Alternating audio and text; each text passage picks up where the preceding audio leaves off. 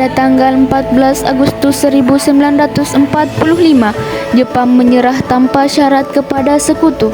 Berita tentang kekalahan tersebut sangat dirahasiakan oleh Jepang.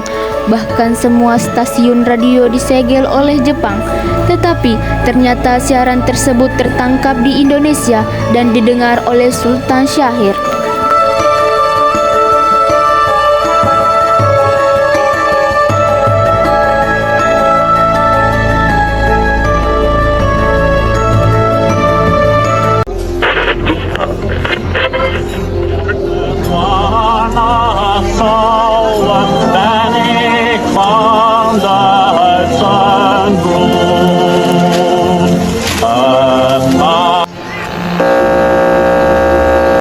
Of Japan and the Japanese government and the Japanese Imperial General Headquarters to sign the instrument of surrender at the places indicated.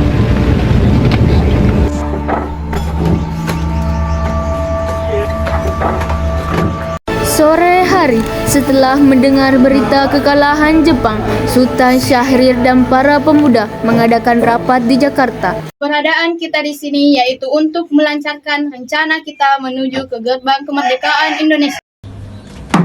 Tapi Bung, Jepang masih menguasai wilayah Indonesia. Tanah Putra masih dijajah oleh Jepang. Assalamualaikum. Waalaikumsalam.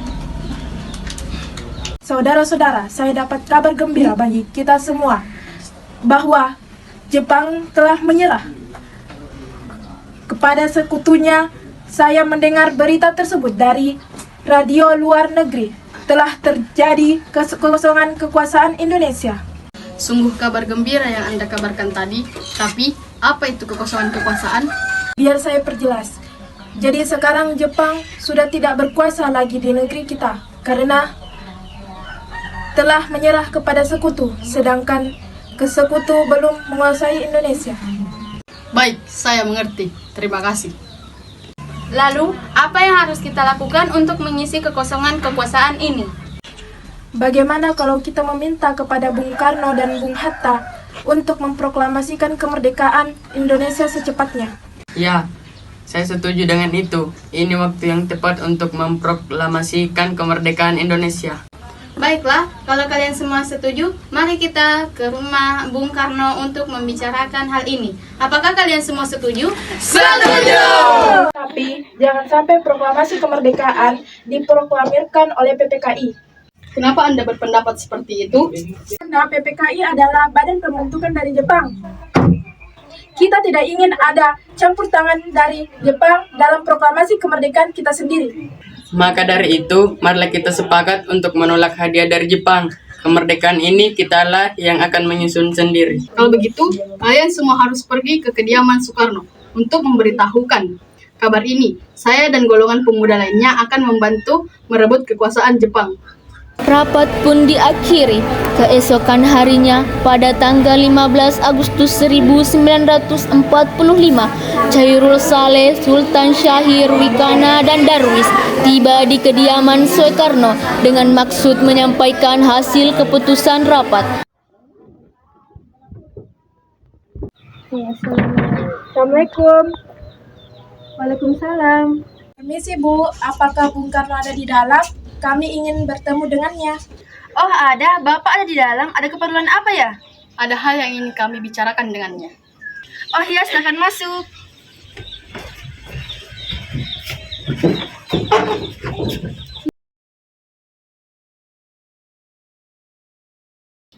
Kang Mas, ada yang datang mencari.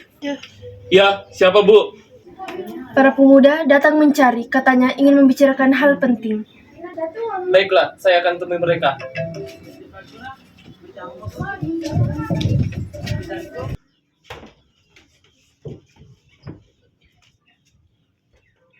Ya, silakan duduk.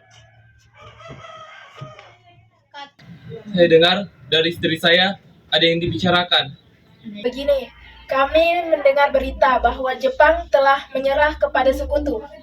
Oleh karena itu, telah terjadi kekosongan kekuasaan di Indonesia.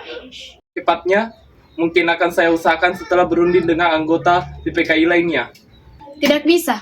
Kita tidak bisa menunggu lebih lama lagi, karena ini merupakan waktu yang tepat untuk memproklamasikan kemerdekaan Indonesia. Apa kalian tidak dapat memikirkan bahaya yang kita dapat ketika kita senekat itu untuk memproklamasikan Indonesia? Jepang pasti menyerang kita. Justru itu, saat ini Jepang bukan lagi penguasa di Indonesia. Jadi, untuk apa kita menyia-nyiakan kesempatan ini? Nanti saja setelah kita membicarakan hal ini dengan anggota PPKI. Saya tidak berharap Anda melaksanakan rapat PPKI terlebih dahulu karena saya takut Jepang mengetahui tentang rencana kita dan menghalangi Indonesia untuk merdeka. Tapi PPKI satu-satunya cara untuk memerdekakan Indonesia. Tapi kami tidak ingin merdeka oleh Jepang. Baiklah, tapi berikan saya waktu untuk berunding dengan para golongan tua. Baiklah, kalau begitu, kami pamit undur diri. Karena masing-masing mempertahankan pendapatnya, keempat orang golongan muda tersebut berpamitan kepada Bung Karno. Mereka meninggalkan kediaman Bung Karno dengan wajah kesal. Kemudian Soekarno meminta para golongan tua untuk datang ke kediamannya dan membicarakan permasalahan tersebut. Bagaimana ini? Para pemuda menuntut untuk segera memproklamasikan kemerdekaan. Tapi kita tidak boleh gegabah, Bung. Kita harus mempersiapkan kemerdekaan dengan matang agar tidak terjadi sesuatu yang tidak diinginkan.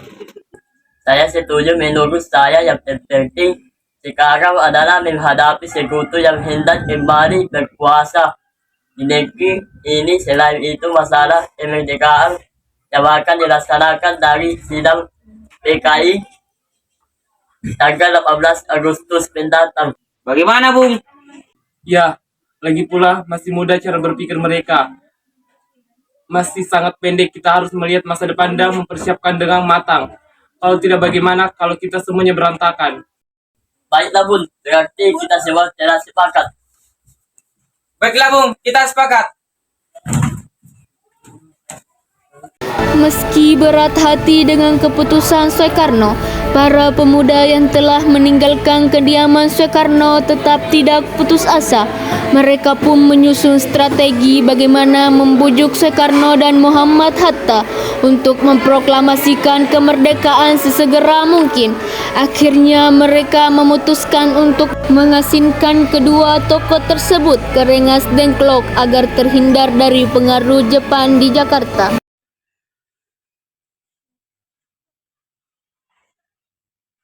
Sekarang, apa yang kita harus lakukan? Sementara, para golongan tua enggan mengikuti keinginan kita. Mana kalau kita asingkan Bung Karno dan Bung Hatta keluar daerah Jakarta agar mereka bebas dari pengaruh Jepang. Tapi kemana ya? Kita ke Rengas Dengklok. Di sana keamanannya terjamin. Bagus, saya setuju. Apakah kalian semua setuju? Para pemuda pun menyetujui ide tersebut. Pada malam hari, Ir Soekarno dan Muhammad Hatta dibawa oleh sekelompok pemuda menuju Rengas Dengklok. Rombongan ini berangkat dari kediaman Soekarno yang dikawal oleh pasukan peta. Assalamualaikum. Ya, waalaikumsalam.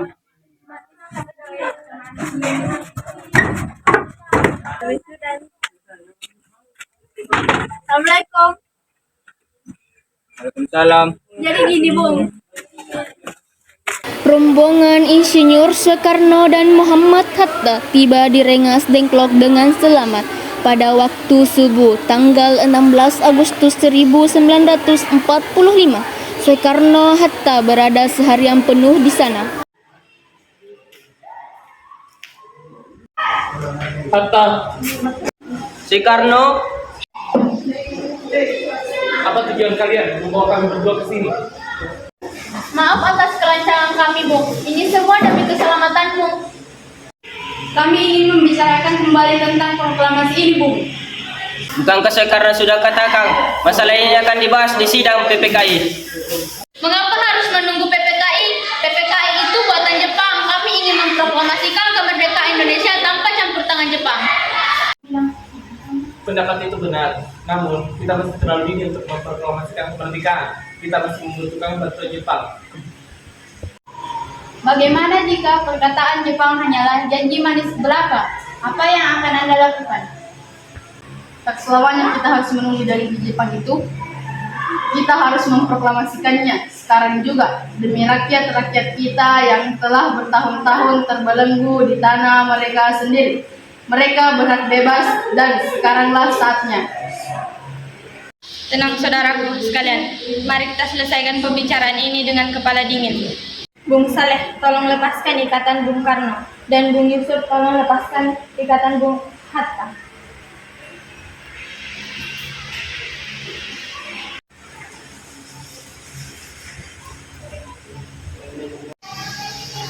Bung Karno dan Bung Hatta, ayo ikut saya. Saya mengerti tentang pertimbangan kalian berdua mengenai proklamasi ini. Saya yakin kita akan bisa memanfaatkan situasi ini. Kesempatan tidak datang dua kali, Bung. Tetapi, apa kita bisa? Apakah semuanya ini akan bisa dilakukan? Tentu mungkin, asalkan kita berusaha bersama kita pasti bisa.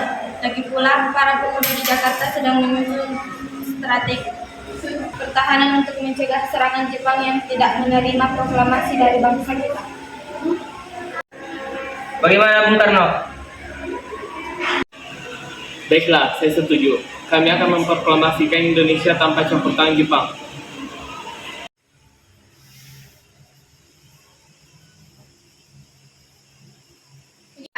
Tunggu, di mana kacamataku? Iya, Bung. Ini dia. Pada pukul 5:30 sore, rombongan dari Jakarta yang dikenal oleh peta tiba di Rengas Dengklok untuk menjemput Soekarno dan Muhammad Hatta.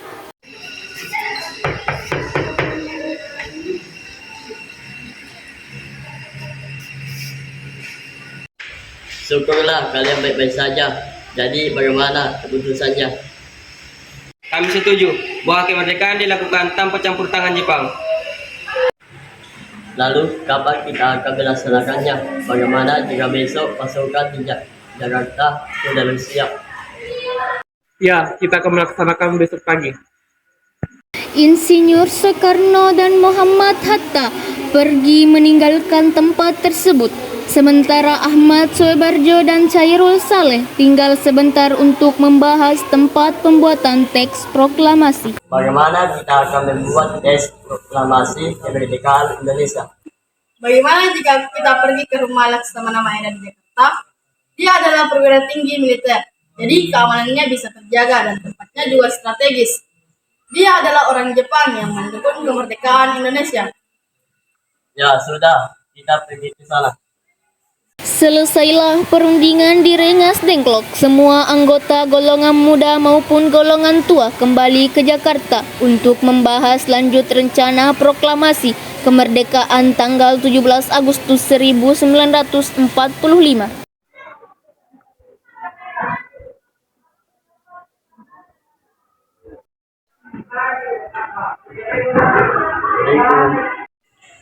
Waalaikumsalam, ada apa ya? Kami ingin bertemu dengan Laksamana Maeda. Sebentar, saya panggilkan dulu ya. Selamat malam, ada apa Bung? Maaf mengganggu malam-malam. Kami perlu tempat untuk membicarakan kemerdekaan yang akan dilaksanakan esok hari. Apakah benar begitu? Kalau begitu silakan masuk.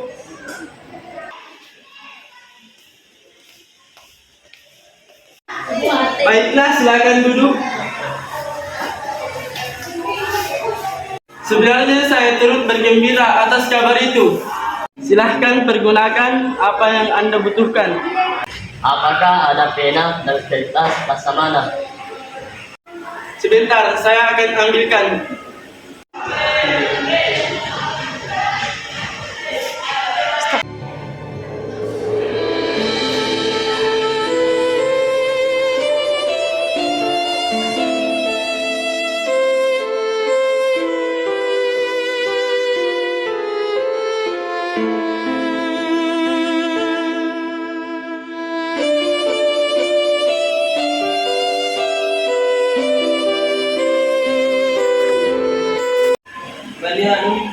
Bagaimana dengan penandatanganan proklamasi ini? Menurut saya, teks proklamasi proklamasi tidak ditandatangani oleh anggota PPKI karena PPKI merupakan buatan Jepang. Kita sudah sepakat tadi bahwa proklamasi dilaksanakan tidak dengan campur tangan Jepang. Adakah dari kalian yang ingin berpendapat untuk menyelesaikan masalah ini? Bagaimana jika naskah ini ditandatangani oleh para hadirin yang hadir saat ini? Seperti ketika Amerika menandatangani teks deklarasi mereka. Jangan kita tidak boleh mengikuti bangsa lain. Kita harus berbeda dari bangsa lain, Bu. Lalu bagaimana Bung Karno? Karena ini semua berkat bangsa Indonesia. Jadi atas nama bangsa Indonesia. Ya, saya setuju. Dan saya mengusul bagaimana jika menandatangani teks naskah ini adalah Anda dan Bung Hatta sebagai wali dari bangsa Indonesia. Usulan yang bagus. Bagaimana hadirin? Tolong Anda ketik proklamasi dulu. Baik, Bung. Apakah di sini ada mesin ketik? Oh, ada. Mari ikut saya.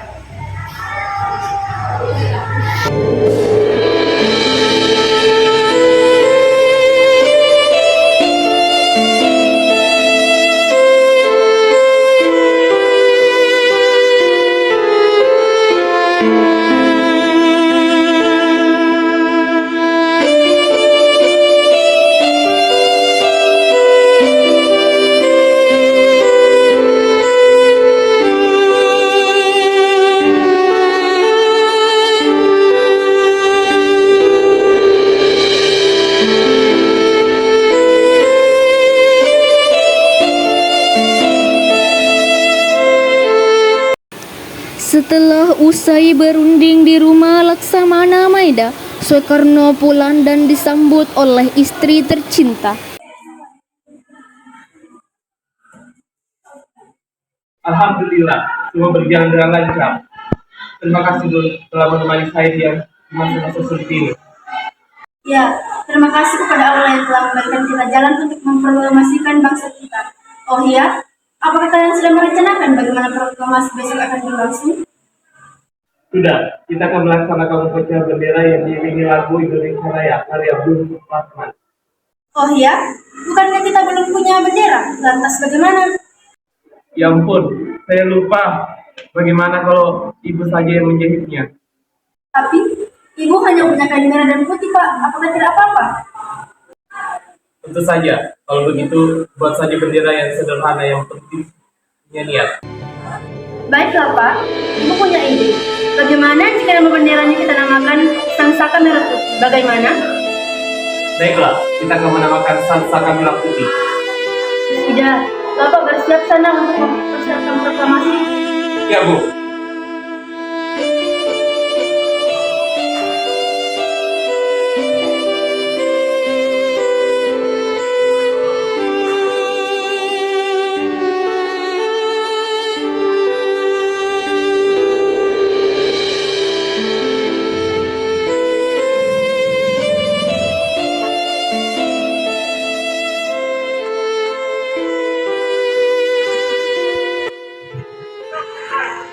Putri, tolong kau kibarkan bendera ini bagi tanda kejayaan bangsa ini.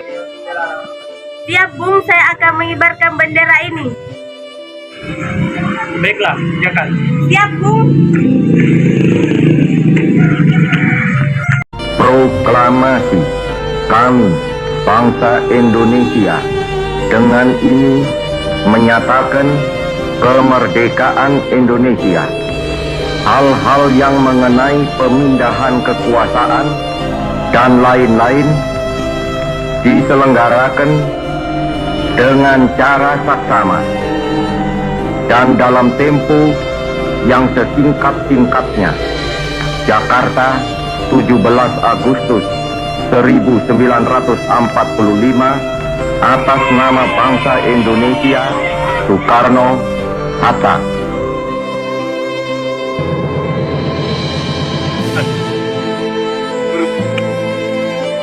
Baju, jalan.